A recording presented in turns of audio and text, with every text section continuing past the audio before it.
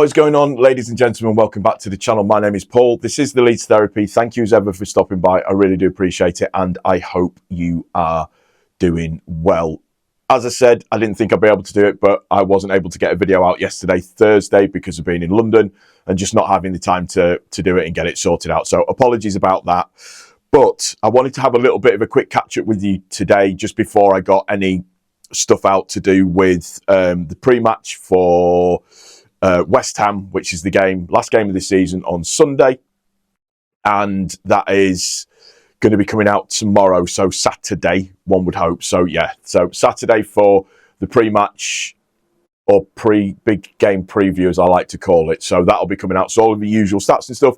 So get ready for that one. That is on its way tomorrow. Now, today I just wanted to touch on a couple of little bits and pieces.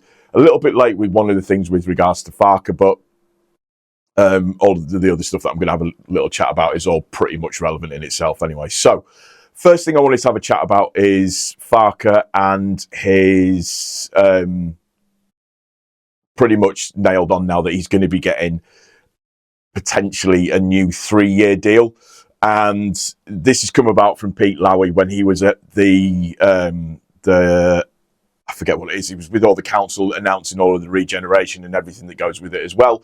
He was having a big chat about that. And in one of the pieces that he said, he mentioned with regards to Farke and how, you know, they're going to sit down with him ASAP once the season's ended to have a chat with them about sorting out a new 3-year plan, which suggests to me that everybody's in harmony. So the club, Farke, and the board as well, just in terms of moving everything forwards. When you look at it on the face of it, Farke has achieved more than what he was probably going to achieve. He's actually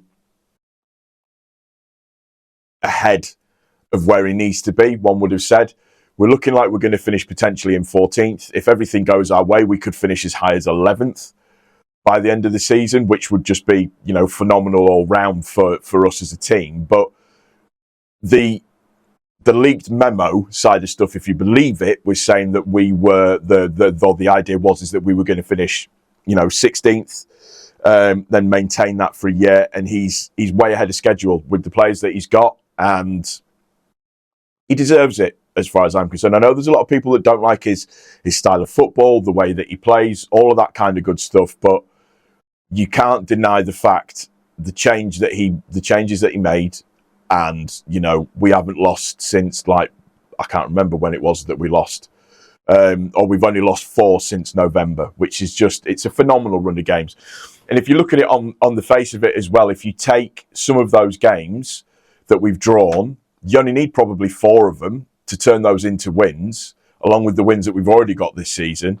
And you're looking at an additional 12 points on top of where we've got. So if we get to the 50 and you look at it, we'll turn 4 of those draws, if you like, into additional wins, potentially 62 points. You're talking Europe then. Farke's made it clear that that's what he wants to push towards, and Lowy's made it clear that he is happy for that to kind of go ahead. They're going to sit down and thrash out new ideas for the next 3 years, what they want to achieve, and a new deal for Farke to come with it as well. I would have, you know, it all kind of makes sense that that's the way that it happens, and I'm absolutely fine with that. I think he's earned it at the back end of this season.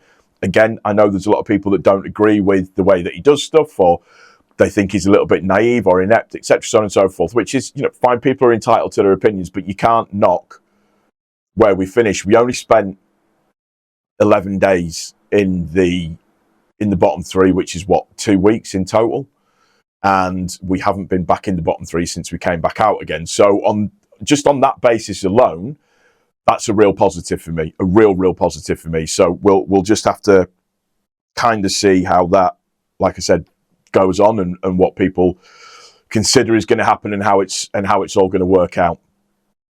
The next thing to talk about is the England squad announcement. Tuchel has made his team available for everybody, as is always the case with the UK media. We had leaks going out through most of yesterday.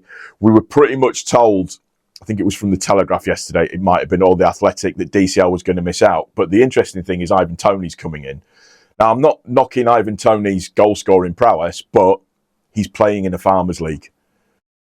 There's a big difference. Just for me, it's a massive, massive, massive difference. It's the first time in ages that I'm looking at an England squad and going, I don't understand why that is the way that it is. We need to be looking at the flair players that we've got. I kind of feel like the flair players that we've got in there aren't. I mean, Morgan Rogers, yeah, great. But the fact that Morgan Gibbs-White isn't in there, Cole Palmer or Phil Foden, one of the two, isn't in there either, which I know they've not had particularly great seasons, but if you're looking for somebody that has the key to unlock, then yeah, it makes sense. I'm biased, so I think DCL should have gone.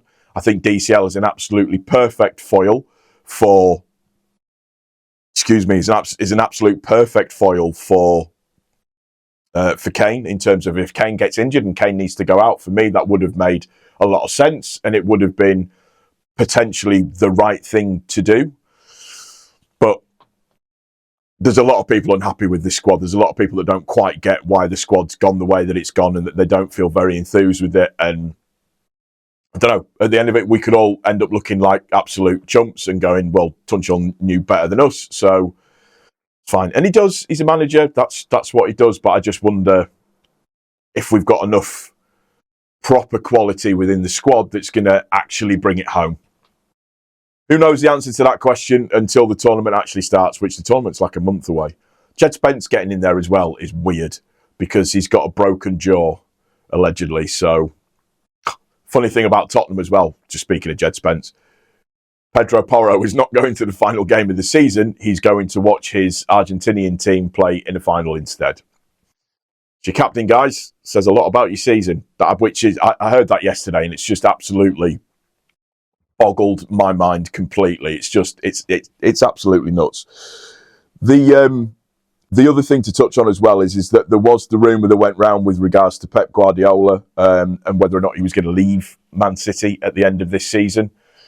Then I kind of thought, well, he'll probably want to go out, winning the title again. And with Arsenal doing that, does he want to chase them down again and move it on that way? But I was kind of feeling like he would, but it's now been confirmed by pretty much all of the news sources that he is now definitely leaving. I've seen pings coming up on my phone as I've been recording this.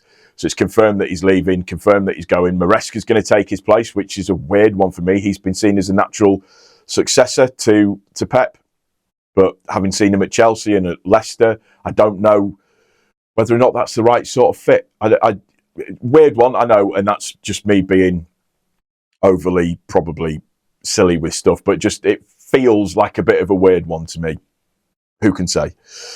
And then just with regards to stadium updates as well, I believe, because I went past it yesterday on the train when I was coming back from London, the floodlights are pretty much down. So the old floodlights that went over the back of the West Stand and up that we needed to put up for the new light regulations that stadiums have, they're pretty much down now. I think the banqueting seats and everything have started to be gutted as well. So that'll be interesting to see how that moves with pace, really. It's going to take a little bit of time, obviously, but it's going to be really, really cool watching that and seeing how it goes.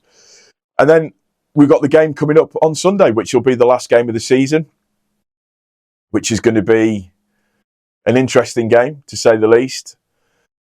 It's that weird one. Somebody put a picture up with all of the players, but kid versions of the players, which I thought was quite funny. I've had a lot of people say to me, can you just roll over on the Sunday? And they're not West Ham fans. It's because everybody wants to see Tottenham go down. And I think for the hilarity of it, if they did go down, and also not to forget that they were one of the quote unquote Big Six that put out the statement to saying that they were going to be moving to the European Super League. So to go from that in the space of 5 years to be where they are now, Karma is a cruel mistress, but also an extremely funny one at the same time as well. So it's one of those that you just find kind of weird and strange and interesting and stuff. But we've got all of the transfer stuff that's going on at the moment. I'm not going to talk on that. I'm not a news channel. I'm not an aggregate channel or anything like that.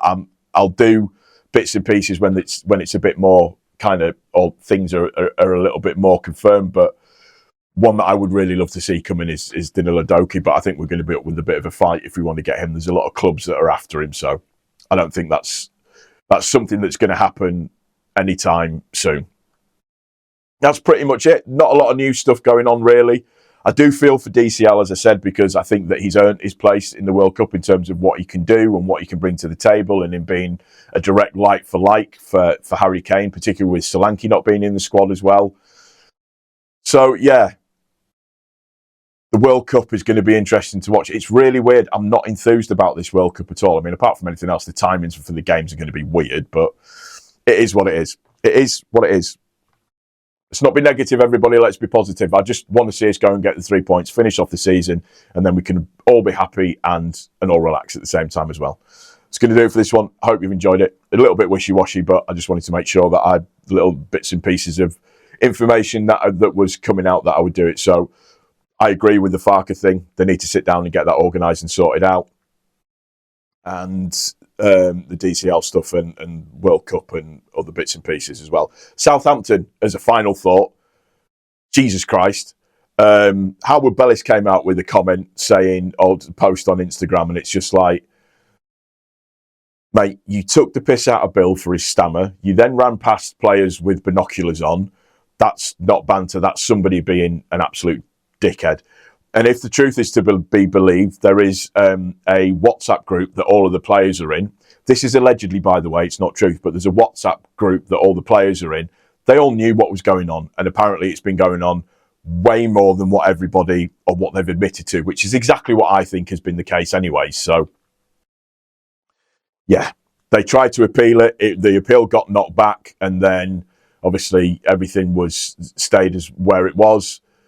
You've got Hull that are now considering suing the league, saying that they should just go up. You've got potentially the players from Southampton suing Southampton because of what they've done and what it's meant to them in terms of their own professional development. You've got people bitching because, it's not the same as Leeds United. And I got sick of explaining this yesterday, but everybody needs to remember that when Leeds did it, there wasn't a rule in place. The rule was made up because of Leeds doing it to Derby. Now, the other side of things as well is that Bielsa owned up to it straight away. Bielsa then proceeded to give a 90-minute press conference for the ages, which described what the information is used for, what they know, what they don't know. And the dossier that he had on all of the other teams was just legendary, pretty much. They are saying that the punishment's too harsh, but on the face of it, when you look at it, you've cheated in a knockout competition. If you cheat in a knockout competition, you should be thrown out of that knockout competition. It's that simple. You've also cheated in the league with spying on, I think it's Ipswich and Oxford that they've admitted to. But I guarantee you, it's more than that. So that's where the 4-point deduction comes from. What they need to be worried about is now that the FA are in charge, that then goes towards the players. For me, the manager needs to be sacked. The backroom staff need to be sacked. Anybody that was involved with it, i.e. that knew about it, needs to be dealt with in the same vein as well. The thing is, as well, as harsh as it may seem, I mean, I do feel for the Southampton fans because it's not their fault. I do feel for the Southampton fans because they pay the money and they go to the games and stuff, but it's a horrible, horrible situation to be in because it's now just going to get uber messy because that Wrexham could have a case for getting involved. You know, Ipswich could sue them at the same time as well. Everybody could sue them. And it's now just getting, like I said, one big mess, one big absolute mess that can't be. That's just, I mean, Southampton are refunding the tickets. They're also refunding travel. I think that people may have a claim for hotels and stuff that they may have to cancel that they've had to pay for. It's just an absolute shit show, for want of a better phrase. And wasn't on my bingo card of ways to look at it. You've also got as well, just to add into that, one of the players is on record, Southampton players is on record as saying that the manager knows everything. The manager knows what teams are going to be played, knows what positions everybody's going to be playing in, and knows the setup that they're going to be doing. The fact that he knows everything, and that was said way back when they first started winning games and going up the table a little bit more. So it's more than just those occasions, in my humble opinion. Right, I mean it this time. That's going to do it for this one. I do hope you've enjoyed. If you have, please don't forget to click the like button. If you're new to the channel, please also don't forget to subscribe. If you are subscribed, make sure your notifications are turned on. Make sure you're also hyping the video for me as well. That would be great. If you're listening to the audio version of this, just make sure that you're liking the audio. Again, that would really help me out at the same time. Take care of each other. Most importantly, please, please, please take care of yourself. I'll see you tomorrow with the big game preview. Take it easy. Appreciate your time. Cheers.